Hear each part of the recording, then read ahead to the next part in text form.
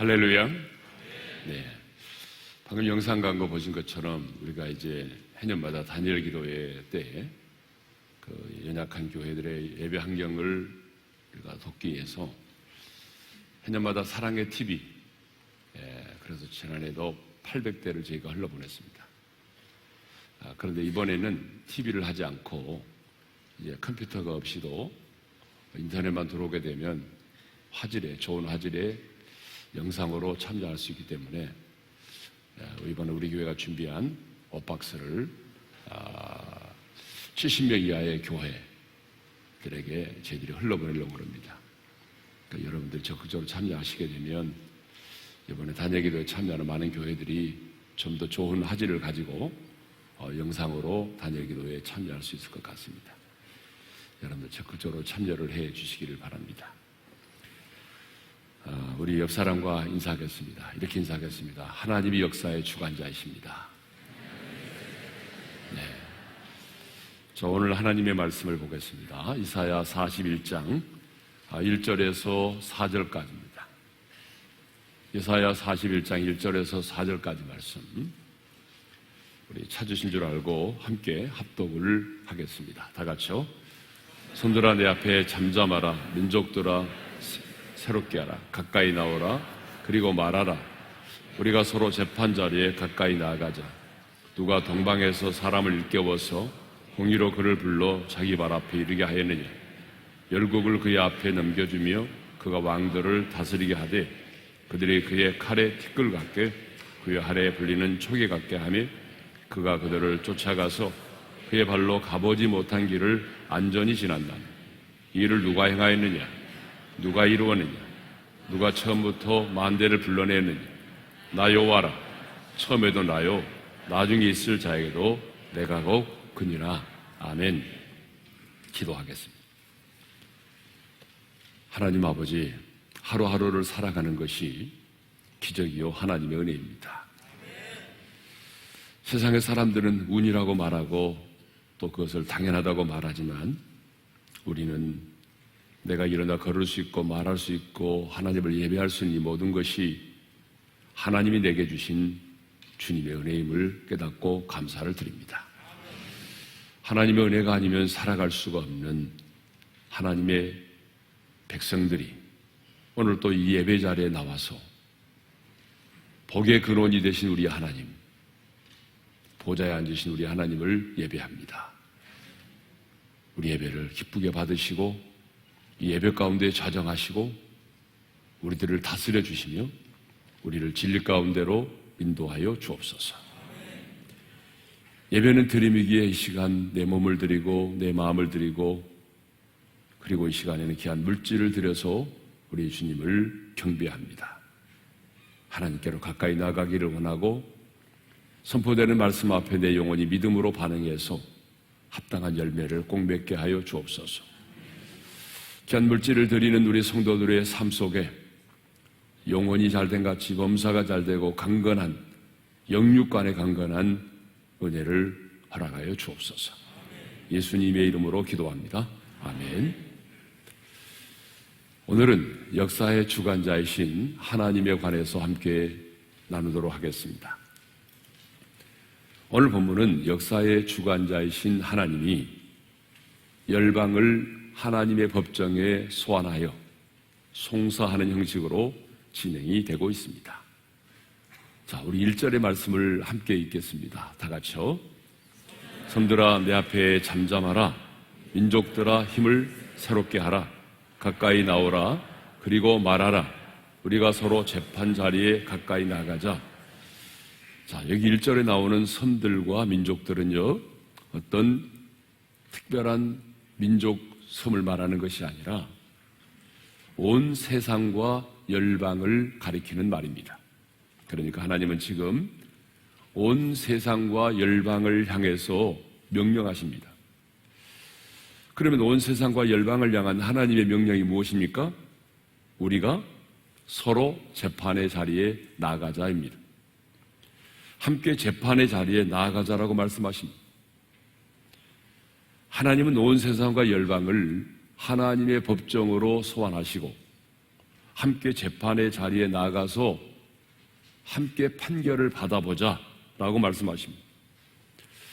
함께 재판의 자리에 나가자라고 하는 말은 무엇이 옳은지, 누가 옳고 그른지 논쟁하면서 조목조목 따져보자 그 말입니다.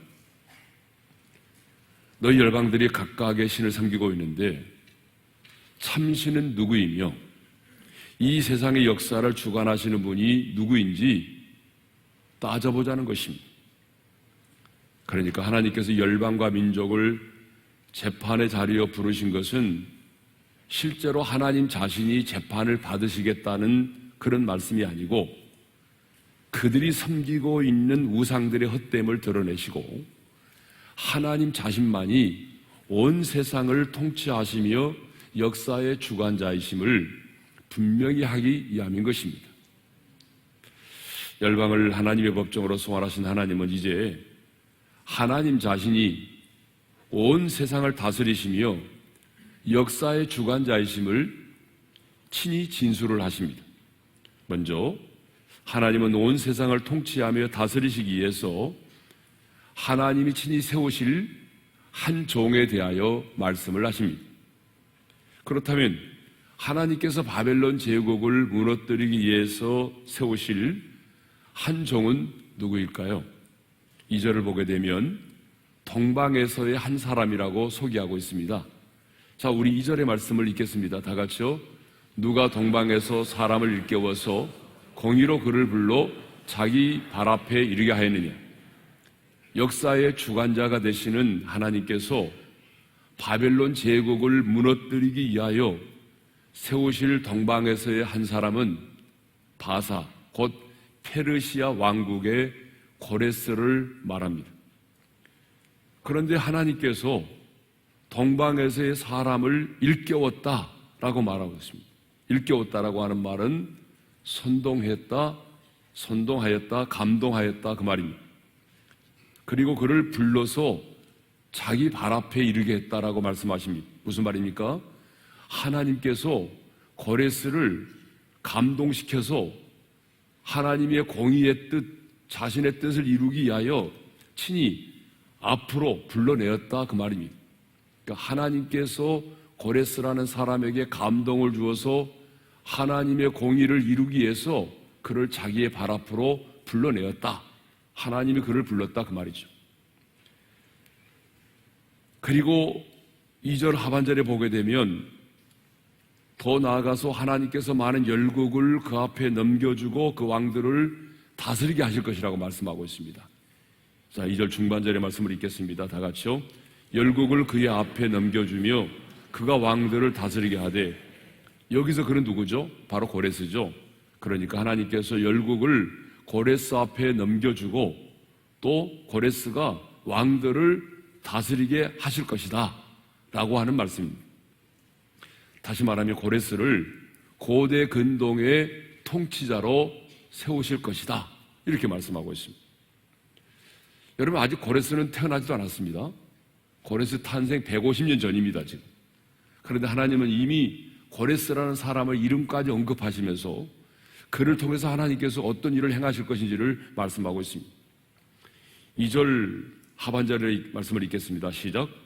그들이 그의 칼에 티끌 같게 그의 활에 불리는 촉에 같게 하며, 뿐만 아니라 세상의 막강한 왕들이 그 고레스의 칼과 활에 티끌 같게 되고 촉에 같게 하실 것이라고 말씀하십니다.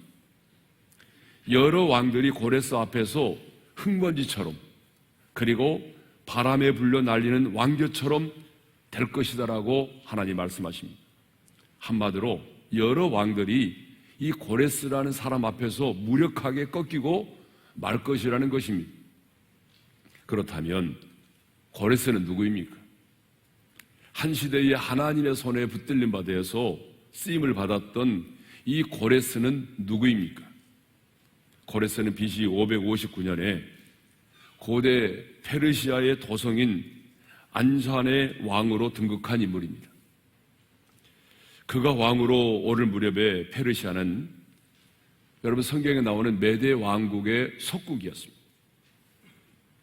그러나 고레스는 제2 10년째인 BC 549년에 메대왕 아스타야게스를 살해하고 페르시아 제국의 황제로 등극을 하게 됩니다. 그리고 그로부터 또 10년째인 BC 539년에 바벨론의 도성까지 점령함으로써 고대 근동의 절대 강자의 위치에 서게 되었습니다. 세계 최강 바벨론 제국을 무너뜨린 고레스는 우리가 잘 아는 것처럼 칙령을 발표해서 바벨론 제국의 포로로 잡혀왔던 이스라엘 백성들을 해방시켜서 예루살렘으로 돌아가도록 귀한 명령을 내립니다. 그리고 무너진 예루살렘의 성전을 다시 재건하도록 하였습니다. 오늘 본문에는, 우리가 읽은 본문에는 고레스라는 이름이 언급되어 있지 않습니다. 그렇죠? 하지만 이제 성경 여러 곳에는요, 고레스라는 이름과 그가 하나님의 손에 붙들린 바 돼서 어떻게 쓰임 받을 것인지에 대하여 아주 구체적으로 예언되어 있습니다. 그래서 역사의 주관자신 하나님이 고레스에 대하여 하나님이 어떻게 예언하셨는지, 그리고 그 예언된 말씀이 어떻게 역사 속에서 성취되었는지를 우리가 함께 살펴보도록 하겠습니다. 첫째로 하나님은 고레스에 대해서 이렇게 예언하셨습니다. 내 목자라, 내 모든 기쁨을 성취하리라고 예언하셨습니다. 자, 우리 이사야 44장 28절인데요. 함께 읽겠습니다. 다 같이요. 고레스에 대하여는 이르기를 내 목자라, 그가 나의 모든 기쁨을 성취하리라 하며, 예루살렘에 대하여는 이르기를 중건되리라 하며, 성전에 대하여는 내 기초가 놓여지리라 하는 자니라. 자, 이사야 선자는 고레스가 태어나기 전 150년 전에 이미 그의 이름을 고레스라고 예언하며 내 목자라고 말하고 하나님의 기쁨을 성취할 자라고 예언했습니다. 고레스를 내 목자라고 말씀하신 것은 고레스가 바벨론 제국을 무너뜨린 다음에 바벨론의 포로로 끌려와 있는 어떤 자들에게 정치적인 자유를 허락해서 자신들의 고국으로 돌아가게 할 것이기 때문에 내 목자라는 표현을 쓴 것입니다. 하나님의 기쁨을 성취할 자다. 이 말은 하나님께서 고레스를 통해서 바벨론 제국을 무너뜨리고 자기 백성들을 그 압제에서 구원하여 내실 것이기 때문에 하나님의 기쁨을 성취할 자라고 그렇게 예언하고 있습니다. 더 나아가 그를 통해서 예루살렘이 중건되고 성전의 기초가 놓여질 것이기 때문에 그렇습니다. 그래서 나의 기쁨을 성취할 자라고 예언하고 있습니다. 두 번째로는 고레스에 대해서 기름 부음을 받은 자라고 예언하고 있습니다. 자, 우리 이사야 45장 1절 상반절의 말씀을 읽겠습니다. 다 같이요. 여호와께서 그의 기름 부음을 받은 고레스에게 이같이 말씀하시되, 여러분, 고레스는 택한 선민이 아니죠. 하나님과는 전혀 상관이 없는 그런 이방인의 왕이었습니다. 하지만 하나님은 그에게 기름 부음을 받게 해서 그를 구별하시겠다고 말씀하십니다. 자, 세 번째로 오른손을 붙들고 열국을 항복하게 하실 것이다라고 예언하고 있습니다. 이사야 45장 1절 우리 중반절의 말씀을 읽겠습니다. 다 같이요. 내가 그의 오른손을 붙들고 그 앞에 열국을 항복하게 하며, 그가 하나님의 손을 붙든 것이 아니라 하나님께서 친히 기름 부음을 받은 그의 오른손을 붙들어 주시고, 그리고 그 앞에 열국들이 항복하게 할 것이라고 예언하셨습니다. 그리고 이제 이사야 45장 1절 하반절에 보게 되면 왕들이 스스로 항복하며 무릎을 꿇을 것이다라고 예언하고 있어요. 읽겠습니다. 다 같이요. 내가 왕들의 허리를 풀어 그 앞에 문들을 열고 성문들이 닫히지 못하게 하리라. 여러분, 왕들이 허리를 푼다. 허리를 푼다는 것은 뭘 의미하겠습니까? 왕들이 스스로 자신들의 권위를 포기하고 그리고 고레스 왕 앞에 굴복한다는 그런 뜻입니다. 그러니까 왕들이 고레스 앞에 스스로 항복하며 무릎을 꿇는 날이 온다는 것이죠. 그리고 그 앞에 문들을 연다. 문들을 연다는 말이 무슨 말이에요? 성문을 열어놓아서 쉽게 정복하도록 하겠다는 것입니다. 또 성문이 닫히지 못하게 한다는 말은 완전한 승리를 예언하고 있는 말씀입니다.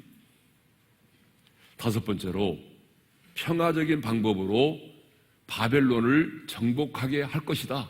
그런 예언입니다. 자, 오늘 보면 3절의 말씀을 읽겠습니다. 다 같이요. 그가 그들을 쫓아가서 그의 발로 가보지 못한 길을 안전히 지났나니. 자, 하나님의 심판의 대리자로 선택된 이 고레스가 주변 열방 국가들을 정복해 나갈 때에 전혀 거칠 것이 없이 평화롭게 정복해 나갈 것임을 말합니다. 그의 발로 가보지 못한 길을 안전히 지났다. 이 안전이라고 하는 말이 평화롭게, 히브리어를 보게 되면 샬롬이라는 단어가 사용되었습니다. 이것은 고레스가 정복 사역을 해나갈 때에 폭력이 아닌 평화적인 방법으로 정복을 하게 될 것이다, 그 말입니다. 그런데 역사적으로 보게 되면요, 바벨론 제국이 그렇게 무너졌습니다. 당시의 세계 최강인 바벨론 제국이 여러분 그렇게 무너졌어요. 다니엘서 5장을 보게 되면 바벨론 제국의 왕인 벨사살이 큰 잔치를 베풉니다. 귀족인 기빈 1,000명을 초청해서 느부갓네살 왕이 예루살렘을 점령하고 하나님의 성전에서 가져온 금과 은과 여러 그릇들로, 하나님의 성전에 있던 그릇들로 술을 따라 마십니다. 그리고 금과 은과 구리와 새와 나무와 돌들로 만든 여러 신상들을 찬양하기 시작합니다. 하나님의 성전에서 가져온 그런 기명들로, 그런 그릇들로 술을 따라 마시면서 금과 은과 구리와 새와 돌과 나무로 만든 여러 신상들을 찬양하기 시작합니다. 그런데요, 그날 밤 고레스가 보낸 군대 장관과 그 용사들에 의해서 벨사살이 살해되었습니다. 그리고 이사야가 예언했던 것처럼 그날 밤 바벨론 도성에 있던 사람들은요, 자신들의 운송수단인 배를 타고 도망을 갔습니다. 이사야 43장 14절 하반절이죠. 다 같이요. 자기들이 연락하던 배를 타고 도망하여 내려가게 하리라. 그들이 연락하던이라는 자기들의 운송수단인 배를 말하죠. 자기들의 운송수단인 배를 타고 도망을 갔다는 것입니다. 이사야 선지자가 예언한 것처럼 바벨론 제국은요, 고레스가 이끄는 군대에 의해서 무력이 아닌 평화적인 방법으로 멸망을 당했습니다. 여러분, 바벨론 제국이 그렇게 무너졌습니다. 여섯 번째로 칙령을 발표하여 예루살렘으로 귀환하게 될 것이다. 그렇게 예언했습니다. 하나님은 선지자를 통하여 바벨론 포로 생활 70년이 차면 예루살렘으로 돌아가게 될 것이다라고 그렇게 예언하셨죠. 그런데 그 예언의 말씀처럼 무혈입성으로 바벨론 제국을 무너뜨린 고레스는 칙령을 발표해서 포로된 유다 백성들에게 예루살렘으로 돌아가서 여호와 하나님의 성전을 건축하라고 그렇게 말하죠. 자, 여러분 예스라 1장 2절과 3절의 말씀을 읽겠습니다. 다 같이요. 바사왕 고레스는 말하노니 이스라엘의 하나님은 참 신이시라. 너희 중에 그의 백성된 자는 다 유다 예루살렘으로 올라가서 이스라엘의 하나님 여호와의 성전을 건축하라. 여러분, 원래 전쟁에서 승리하게 되면 많은 사람을 포로로 잡아가서 노역을 시키는 것입니다. 그런데 고레스는 여러분 왜 이런 칙령을 내렸을까요? 이건 말도 안 되는 거잖아요. 여러분이 고레스라고 한다면 애국에 날아와서 포로로 잡아와서 노역을 시키고 있는 사람들을 돌려보내겠습니까? 그런데 고레스는요, 칙령을 발표해서 이 끌려왔던 예루살렘에서 포로로 끌려왔던 자들을 예루살렘으로 다시 돌아가라고 그랬어요. 돌아가서 이스라엘 하나님 여호와의 성전을 건축하라고 그렇게 말했어요. 그런데 고레스가 왜 이런 칙령을 내렸을까요? 에스라 1장 1절은 분명히 이렇게 말씀하고 있습니다. 다 같이 읽겠습니다. 시작. 바사왕 고레스 5년에 여호와께서 예레미야의 입을 통하여 하신 말씀을 이루게 하시려고 바사왕 고레스의 마음을 감동시키시며 그가 온 나라에 공포도 하고 조소도 내려 이르되. 왜 고레스가 이런 칙령을 내렸습니까? 하나님께서 당신이 약속하신 그 선지자들을 통해서 말씀하신 바를 이루시려고, 당신이 약속하신 그 말씀을 이루시려고 고레스의 마음을 감동시키셨기 때문이라는 겁니다. 여러분, 그렇지 않고서야 이방인인 그가 왜 칙령을 내려서 포로된 유다 백성들을 예루살렘으로 돌아가도록 하며 예루살렘으로 돌아가서 하나님의 성전을 건축하도록 그렇게 조서를 내렸겠습니까? 이렇게 하나님은 고레스가 태어나기 150년 전부터 그의 이름을 언급하시고 그가 이렇게 하나님의 손에 붙들린 바 되어서 하나님의 뜻을 이루는 일에 쓰임받게 될 것임을 예언하셨습니다. 그런데 하나님은 이제 그 법정에 소환된 이 온 세상과 열방을 향해서 이 일을 누가 행하였느냐, 누가 이루었느냐라고 물으십니다. 이 4절이 제일 중요하죠. 4절을 읽겠습니다. 다 같이요. 이 일을 누가 행하였느냐, 누가 이루었느냐, 누가 처음부터 만대를 불러내었느냐. 나 여호와라. 처음에도 나요, 나중 있을 자에게도 내가 곧 그니라.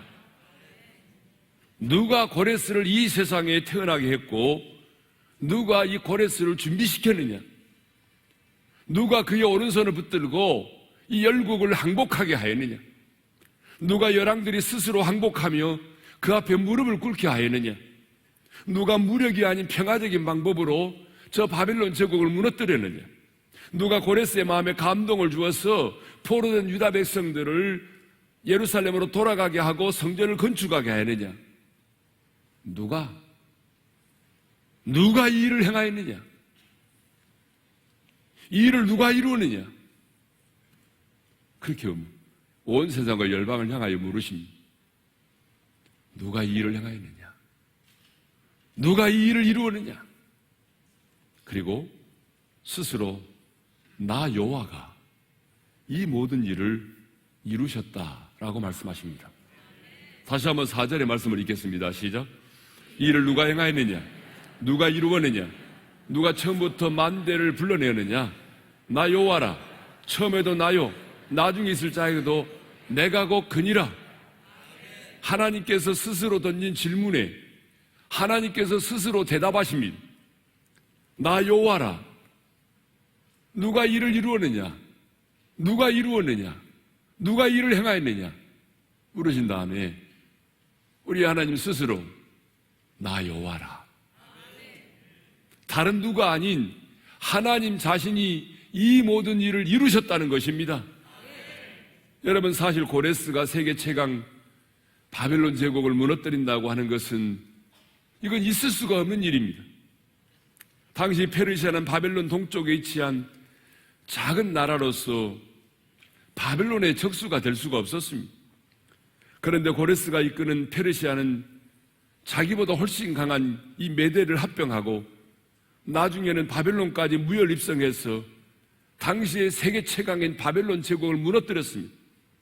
여러분, 이것을 우연이라고 말할 수 있겠습니까? 그런데 하나님께서 이 모든 일을 친히 이루신 것입니다. 물론 이 말씀이 선포될 때 이 예언의 말씀이 아직 이루어지지 않았습니다. 아직 이루어지지 않았습니다. 이 예언의 말씀은 150년이 지난 후에 이루어졌습니다. 하지만 하나님께서는 이 말씀이 너무나 분명하게 이루어질 것이기 때문에 이렇게 말씀하셨고, 이 말씀은 역사 속에서 그대로 이루어졌습니다. 여러분, 이것을 보게 되면 역사를 주관하시고 다스리시는 분이 누구시죠? 바로 하나님이십니다. 역사를 주관하시고 다스리시는 분이 누구십니까? 바로 하나님이십니다. 그래서 하나님은 4절에 보니까 누가 처음부터 만대를 불러내었느냐라고 물으십니다. 여기서 만대는 역사 가운데 존재했던 모든 세대들 가운데 특별히 그 시대를 주도했던 각각의 세대들 모두를 개별적으로 지칭하는 표현입니다. 그러니까 하나님께서 인간 역사의 시작부터 세상의 주도권을 행사하는 각 세대들을 하나님이 시대마다 불러내었다는 것입니다. 역사가 그냥 흘러가는 것이 아니라 각 세대마다 보게 되면 어떻습니까? 각 세대마다 주도권을 행사하는 세대들이 있었지 않습니까? 그런 사람들을 하나님이 역사 속에서 그들을 불러내었다고 말씀하십니다. 그리고 처음에도 나요, 나중에 있을 자에게도 내가 곧 그니라. 이 말씀은 하나님께서 역사의 시작부터 마지막까지 여호와 하나님께서 역사를 주도하셨음을 말합니다. 여러분, 다니엘서를 보게 되면 우리 하나님이 역사의 주관자라는 사실을 더 분명하게 알 수가 있습니다. 바벨론의 느부갓네살 왕으로 하여금 하나님은 큰 꿈을 꾸게 하시죠. 그리고 하나님의 사람 다니엘을 통해서 그 꿈을 해석하게 하심으로 하나님께서 인간의 역사를 계획하시고 주관하시고 다스리시는 분이심을 분명히 하십니다. 여러분, 다니엘서 2장을 보게 되면 우리가 잘 아는 바벨론의 느부갓네살 왕이 큰 신상에 관한 꿈을 꾸었습니다. 왕 앞에 큰 신상이 서 있는데 그 신상의 머리에는 정금이고 가슴과 팔은 은이고 이 배와 넓적다리는 노수로 되어 있고 종아리는 철이요, 그리고 그 10발가락은 얼마는 철이요 얼마는 진흙으로 되어 있는데 한 돌이 날아와서 그 신상의 발을 치매 신상이 부서져서 흔적도 없이 사라지고 신상을 친 돌은 태산을 이루어 온 세상에 가득하게 된다는 그런 꿈이었습니다. 여러분, 이 꿈은 뭘 말하죠? 바벨론의 왕 느부갓네살과 그 이후로 이 세상에 세워질 세상의 나라들과 그들의 운명에 대해서 하나님이 말씀을 하신 것입니다. 자, 정금으로 된 신상의 머리는 누구를 말하죠? 느부갓네살 왕과 바벨론을 상징합니다. 저 그림처럼 은으로 된 가슴과 팔들은 바벨론을 멸망시키고 세워질 메데와 바사, 즉 페르시아 제국을 상징합니다. 노수로 된 배와 넓적다리는 페르시아 제국을 멸망시키고 세워진 헬라 제국, 그리스 헬라 제국을 상징합니다. 철로 된 종아리는 역사상 가장 강력한 제국으로 알려져 있는 로마 제국을 상징합니다. 그리고 철과 진흙으로 된 발은 다양한 인종과 사상으로 구성된 열방을 말합니다. 그리고 신상을 부서뜨릴 이 돌은 인류 역사의 마지막 날에 예수님이 다시 오셔서 세상의 나라를 심판하시고 왕 되신 주님이 통치하시고 다스리시는 온전한 하나님의 나라가 임할 것임을 말합니다. 여러분, 이렇게 되지 않았습니까? 그리고 또 앞으로 이렇게 되겠죠. 예. 이것을 보게 되면 여러분, 하나님이 역사를 주관하시고 하나님이 역사를 다스리십니다. 역사를 주관하시고 다스리신 분이 누굽니까? 하나님이십니다. 여러분, 우리의 눈에는 보이지 않지만 인간 역사의 배후에는 역사의 주관자이신 우리 하나님이 계십니다. 그런데 사람들은 하나님이 이 역사의 주관자이심을 알지 못합니다. 아니, 하나님이 역사를 주관하시고 다스린다는 사실을 인정하려고 하지 않습니다. 그 이유는 우리가 사는 이 세상에는 너무나 불의한 일들이 많기 때문이죠. 하나님이 역사의 주관자라면 왜 히틀러에 의해서 600만 명이 넘는 유대인들이 학살을 당하도록 놔두셨냐는 것입니다. 하나님이 역사의 주관자이시라면 왜 불의한 자들은 부귀영화를 누리고 의로운 사람들은 고통을 당하며 살아야 하느냐는 것입니다. 하나님이 역사의 주관자이시라면 이렇게 전염병으로 인하여 수많은 사람들이 죽고 수천만 명에 달하는 사람들이 바이러스에 전염이 되어 고통을 당해야 하느냐는 것입니다. 하나님이 역사의 주관자이시라면 왜 우리가 사는 이 땅에 이런 기근과 이런 전쟁이 떠나지 않느냐는 것입니다. 사실 우리 인간의 역사 속에는 우리가 이해할 수 없는 일들이 너무나 많습니다. 우리 언어로 설명될 수 없는 일들이 너무나 많습니다. 여러분, 그렇다고 해서 하나님이 온 세상을 다스리시고 역사를 주관하신다는 사실을 부정할 수 있겠습니까? 시간과 공간의 제한 속에 살아가는 피조물인 우리 인간은 과거와 현재와 미래가 항상 현재이신 하나님의 역사를 온전히 이해할 수 없습니다. 시간과 공간의 한계 속에 살아간 피조물인 우리 인간은 왜 우리 인간의 역사 속에 이러한 불의한 일들이 있어야만 했는지, 왜 우리가 이해할 수 없는 일들이 이 땅 가운데 일어나고 있는지, 그 숨겨진 하나님의 뜻을 온전히 이해할 수가 없습니다. 그래서 종교개혁자 마틴 루터는 역사 속에 숨겨진 하나님의 그 숨은 뜻을 하나님의 마스크라고 불렀습니다. 우리가 지금은 이해할 수 없지만 언젠가는 하나님의 그 숨으신 뜻이 이해가 될 수 있는 날이 반드시 온다는 것입니다. 그러므로 선교학자 랄프 윈터의 말처럼 우리는 하나님의 관점으로 역사를 바라보아야 하는 것입니다. 여러분, 예수님이 이 세상에 오셨을 때에 이스라엘은 로마의 속국이었습니다. 로마의 속국이었던 이스라엘은 막중한 세금을 로마에 상납해야만 했습니다. 그리고 로마의 황제와 그리고 로마의 시민권을 가진 자들로부터 극심한 차별 대우를 받아야만 했습니다. 세상의 관점으로 보게 되면 이스라엘 사람들은 철저히 로마에 의해서 짓밟힘을 당하였습니다. 하지만 하나님의 관점으로 보게 되면 다릅니다. 로마는 결국 복음에 의해서 정복을 당하였습니다. 하나님은 헬라어가 지중해 연안의 공용어가 되게 하사 헬라어로 기록된 신약 성경이 빠르게 확산될 수 있도록 준비하셨습니다. 로마의 길은 세계로 통한다는 말처럼 로마는 대로를 건설해서 복음이 빠르게 확산되도록 하는 일에 일조를 하였습니다. 곳곳에 로마의 군대가 배치되어서 치안이 안정되므로 복음의 증거자들이 복음을 들고 세계 곳곳을 마음껏 누빌 수가 있었습니다. 나중에는 로마의 황제가 기독교를 공인하는 일까지 벌어졌습니다. 일반 사람들의 눈으로 보면 로마가 이스라엘을 정복하기에 침략한 것이지만 여러분, 이 역사를 하나님의 관점으로 보게 되면 로마는 복음으로 정복당하기 위해서 이스라엘에 들어온 것입니다. 여러분, 이렇게 역사를 하나님의 관점으로 우리가 보는 눈이 필요하다 그 말입니다. 그러니까 당장에는 이해가 되지 않아요. 당장에 이해할 수 없는 일들이 너무나 많아요. 그렇지만 하나님의 관점으로 보게 되면 언젠가는 이해될 수 있는 날들이 반드시 온다는 것입니다. 사람의 눈에는 이 세상의 역사가 힘과 권력을 가진 자들에 의해서 움직이는 것처럼 보입니다. 여러분, 그러지 않습니까? 예? 뭐 시진핑이라든가 뭐 트럼프라든가 뭐 이렇게 힘있고 권력 있는 사람들에 의해서 역사가 움직여지는 것처럼 보입니다. 또 욕심과 욕망에 의해서 좌지우지되는 것처럼 보입니다. 그러나 여러분, 아닙니다.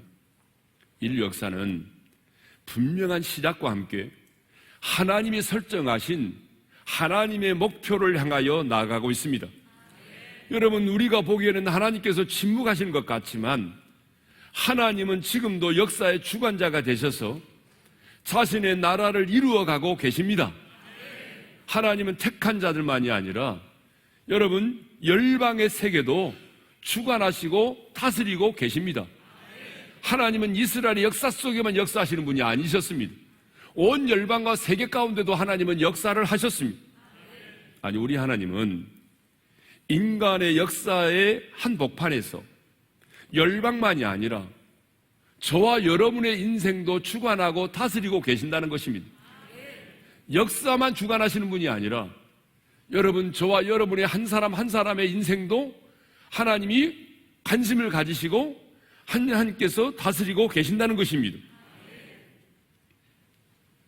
그래서 이 사실을 믿었던 다윗은 이렇게 고백을 했습니다. 시편 31편 15절입니다. 다 같이 읽겠습니다. 나의 앞날이 주의 손에 있사오니 자신의 인생의 앞날이 주님의 손에 있다라고 고백합니다. 다윗은 자신의 앞날이 원수들의 손에 있음을 믿지 않고 주님의 손에 있음을 믿었습니다. 다윗은 내가 죽고 사는 것, 내 인생의 성공과 실패, 그리고 내가 존귀하게 되는 것과 비천하게 되는 것, 이 모든 것이 주님의 손에 있음을 믿었습니다. 여러분, 여러분의 인생은 절대로 사주팔자의 운명에 달려있지 않습니다. 다윗의 고백처럼 우리의 인생은 주님의 손에 달려있습니다. 사주팔자의 운명에 달려있지 않습니다. 여러분의 앞날은 여러분의 손에 있지 않습니다. 우리의 앞날, 우리의 운명은 주님의 손에 있습니다.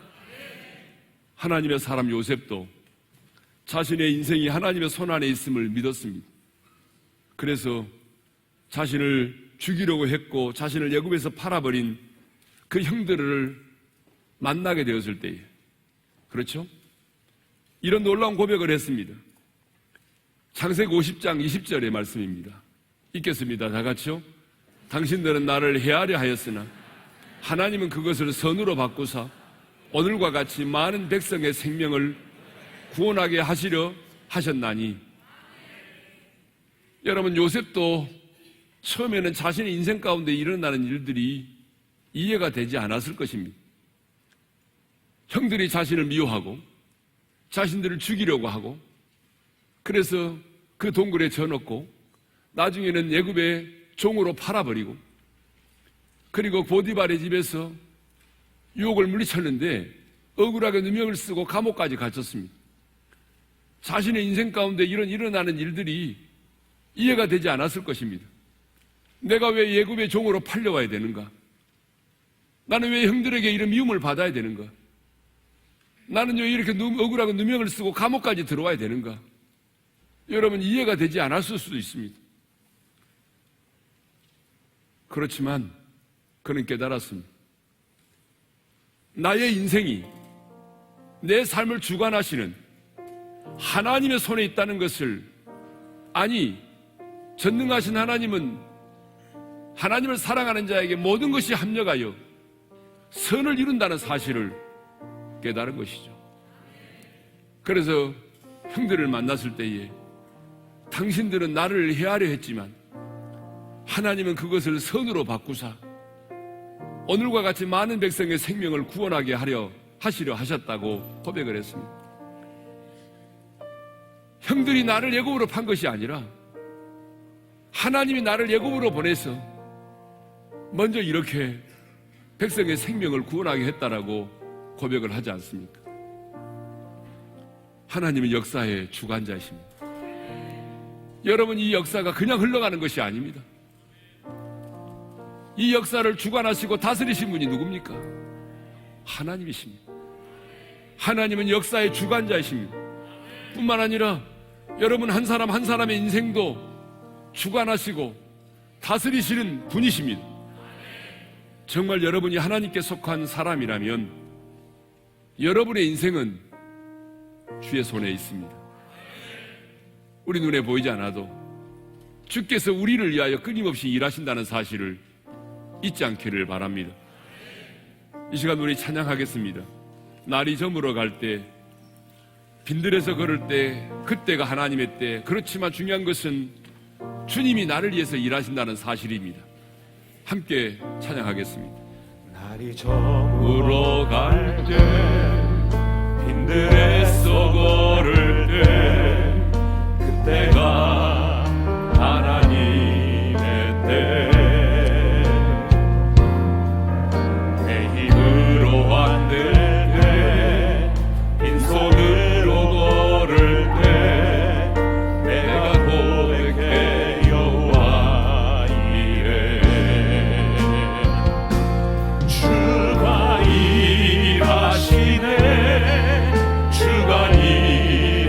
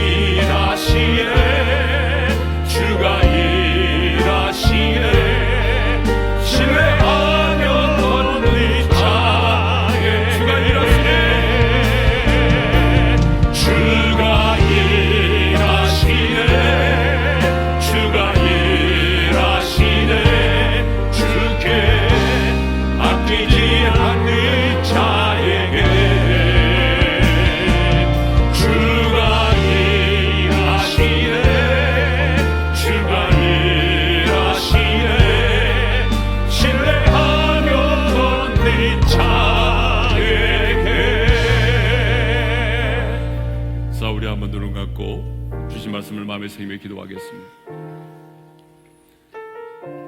하나님은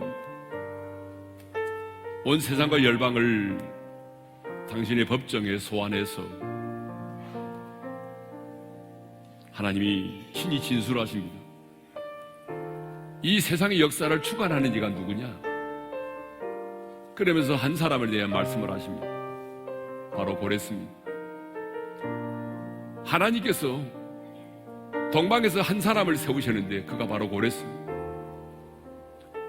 하나님이 고레스를 통해서 어떤 일을 행하실 것인지를 성경 곳곳에 하나님이 예언하셨습니다. 너무나 구체적으로. 그리고 그 예언의 말씀대로 이루셨습니다. 하나님이 고레스라는 이름도 언급하셨고 고레스를 통해서 하나님께서 행하실 일들에 대해서 구체적으로 예언하셨는데 여러분 역사 속에서 그 말씀 그대로 이루어졌습니다. 고레스라는 사람에 의해서 세계 최강인 바벨론 제국이 무너졌습니다. 여러분 피 흘리지 않고 무혈 입성을 해서 바벨론 제국을 무너뜨린 것입니다. 여러분 이것이 우연입니까? 아니죠. 역사를 주관하시는 하나님께서 이 모든 일을 계획하시고 이루신 것입니다. 우리 하나님은 역사의 주관자이십니다. 힘있고 권력 있는 사람에 의해서 역사가 움직이는 것처럼 보이고 돈 있는 사람들에 의해서 역사가 움직여지는 것처럼 보이지만 여러분 그렇지 않습니다. 역사를 주관하시고 다스리신 분은 우리 하나님이십니다. 그러므로 하나님, 역사의 주관자가 되신 하나님, 우리 대한민국을 긍휼히 여겨주시고 우리 대한민국의 역사를 사람의 손에 맡기지 마시고 친히 우리 하나님이 우리 대한민국의 역사를 주관하시고 다스려달라고, 그래서 하나님이 다스리는 하나님의 나라가 이 땅 가운데 임하게 해달라고 역사의 주관자가 되신 주님 앞에 우리가 부르짖어 기도했으면 좋겠습니다. 뿐만 아니라 우리 하나님 역사만이 아니고 하나님께서와 저와 여러분의 인생도, 우리 개인의 인생도 하나님은 주관하시고 다스리시는 분이십니다. 그래서 다윗은 고백했습니다. 나의 앞날이 주의 손에 있다라고 고백했습니다. 사주팔자 운명에 있는 것이 아닙니다. 여러분, 나의 인생이 주님의 손에 있다는 것입니다. 여러분의 인생도 주님의 손에 있음을 믿습니다. 우리의 죽고 사는 것도 주님의 손에 있습니다. 이 사실을 믿었던 요셉도 고백하지 않았습니까? 형들은 나를 해하려 했지만 하나님이 모든 것을 악을 선으로 바꾸셨다고, 그래서 모든 백성의 생명을 구원하게 하셨다고, 내가 이곳까지 팔려온 것은 우연이 아니라고. 여러분 그렇습니다. 하나님의 관점으로 역사를 바라보시기를 바랍니다. 이 시간에 기도할 제목 두 가지를 드리겠습니다. 첫째로, 역사의 주관자가 되신 하나님, 이 나라의 민족의 역사를 사람의 손에 맡기지 마시고 우리 하나님이 주관하시고 다스려 주시옵소서. 그래서 이 땅이 주의 것 되기를 원합니다. 이 땅 가운데 하나님의 나라가 임하기를 원합니다.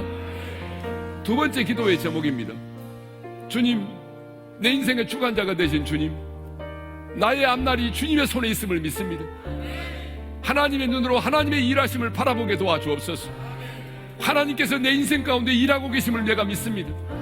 하나님의 일하심을 보게 하시고 내 인생이 하나님의 손에 있음을 믿음으로 고백하는 그런 시간이 되기를 원합니다. 이 시간 우리 작은 목소리지만 주여 한번 부르고 기도하십시다.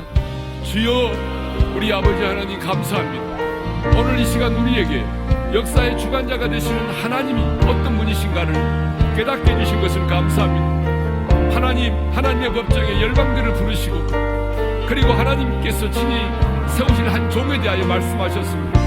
하나님은 고레스를 통하여 소레스를 세우시고 고레스를 통하여 아버지의 열방의 제국을 무너뜨리시고 바벨론 제국을 무너뜨린 다음에 칙령을 통해서 하나님의 위대한 역사를 이루셨습니다. 우리 하나님, 역사의 주관자가 되신 하나님, 우리의 대한민국을 주님의 손에 올려드립니다. 사람의 손에 맡기지 마시고 우리의 조국 대한민국의 역사를 주님이 주관하시고 주님이 다스려 주시기를 간절히 바라옵고 원합니다. 그래서 이 땅 가운데 주님의 통치가 임하게 하시고 하나님의 나라가 임할 수 있도록 은혜의 은혜를 베풀어 주시옵소서. 주님, 다윗의 고백처럼 우리의 인생도 우리의 앞날도 주님의 손에 있음을 믿습니다. 하나님이여, 나의 인생은 주님의 손에 있습니다. 나의 인생의 모든 것, 내 인생의 성공과 실패, 아버지의 존귀하고 비천한 내 인생의 삶도 주님의 손에 있음을 믿사오니 하나님의 관점으로 내 인생의 일하시는 하나님을 바라보게 하여 주옵소서. 나를 위하여 일하시는 그 하나님을 보게 하여 주시고, 하나님 아버지, 결코 내 인생이 이 세상의 사람들처럼 운명에 맡겨진 인생이 아니라 하나님의 손에 붙들린 인생임을 고백하게 도와주시고, 하나님의 손에 붙들림만 되어 인생의 남은 때를 살아가는 우리 모두가 될 수 있도록 은혜를 베풀어 주시옵소서. 하나님 아버지, 감사합니다. 역사의 주관자가 바로 우리 하나님이심을 오늘 말씀을 통해서 확인시켜 주시고 깨닫게 해주신 것을 감사합니다. 역사를 계획하시고 주관하시고 다스리신 우리 하나님, 우리 조국 대한민국을 존귀하신 주님의 이름으로 올려드립니다. 사람의 손에 맡기지 마시고 역사의 주관자가 되신 우리 하나님께서 우리의 조국 대한민국의 역사를 주관하시고 다스리시고 통치하여 주시기를 원합니다. 그래서 이 땅 가운데 하나님의 나라가 온전히 임하게 도와주시고 이 땅이 주의 것 되게 하여 주시기를 원합니다. 하나님, 우리의 개인의 인생의 삶도 하나님이 주관하시고 다스리심을 믿습니다. 주님, 다윗의 고백처럼 우리의 앞날이 주님의 손에 있음을 믿습니다. 이제 세상의 관점이 아닌 하나님의 관점으로 내 인생을 바라보게 하시고 이 세상의 역사도 바라보게 도와주시고 내 눈에 아무것도 보이지 않아도 지금도 나를 위해서 일하시는 그 하나님의 손길을 바라보면서 하나님의 손에 붙들림 받아요 힘차게 하루를 살아가는 우리 오륜의 성도들이 되게 하여 주옵소서. 이제는 우리 주 예수 그리스도의 은혜와 하나님 아버지의 영원한 그 사랑하심과 성령님의 감동, 감화, 교통하심, 하나님만이 역사의 주관자이심을 믿고 내 인생도 하나님의 손에 달려있음을 믿고 하나님의 손에 붙들림 받아요 하나님과 동행하는 멋진 인생을 살기를 소망하는 모든 성도들 위해 이제로부터 영원토록 함께 하시기를 축원하옵나이다. 아멘.